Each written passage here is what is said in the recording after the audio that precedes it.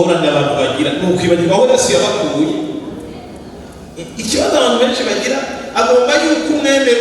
uko ameze uko uyu munsi ngo ntumwibutse aho yari ngo wabumugaye ariko kugira ngo Imana icubahiro neza ubanza kwibuka aho yamukuye.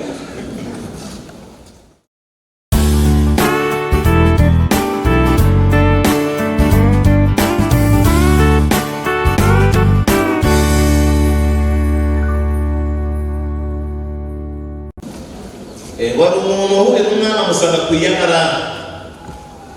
amusanze kwiyarara mukuru yambaye ibihuzu byo kwiyarara baravuga ati ngwino shaka iwanjye nzajya gutuma ntacyo wamugejeje muhira aramwambika aramugaburira agasura karaza bakajya gutuma amuha agakiko wajya nyaruka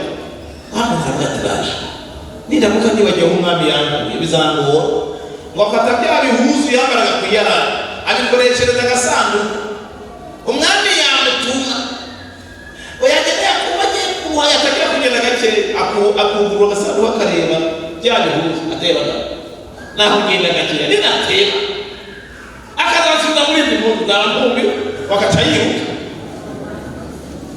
Abantu rero babandi ba radiyo itagira emeteri ku mirongo kuri antene, hari radiyo zigenga zihimba inkuru baragira abwira umwana ati wamenye amakuru ati nyabaye burya wa mugaragu wawe uhora utuma reka agomba kukwica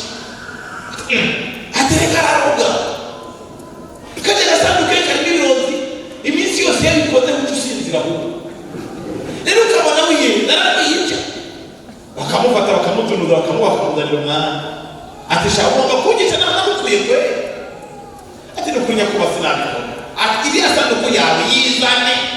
ibintu by'ibirozi washyizemo ngo barayimuzanira ati uhura turebe yugure basanga ibintu by'abantu umwana afite ati reka nyakuba reka musobanurire ibi bintu bizamutse nambaraga nkiri kwiyara rero narazifashe ndazibika kugira ngo iminsi yose icyo uzanuma cyose icyo uzankoreza cyose uko uzangira kose nzakubahe ugambuke ni ukuvuga ngo iyo maze kurya agahanga y'akantu ko guhimba kagiye kuza ndungurukamo nkibuka impuzu nari nambaye niho rero ncagenda nirukanka nkanyaruka kuko ibintu byose kugira ngo utazabaho unsubiza inzira zibitse murazava mkwibagirwa ati umugabo bamuha ipeti rero babwiye ntukibagirwe aho Yesu yamukuye ufite aho Yesu yamukuye tumuhe icyubahiro. Haleluya, arakibereye aragahezagirwa.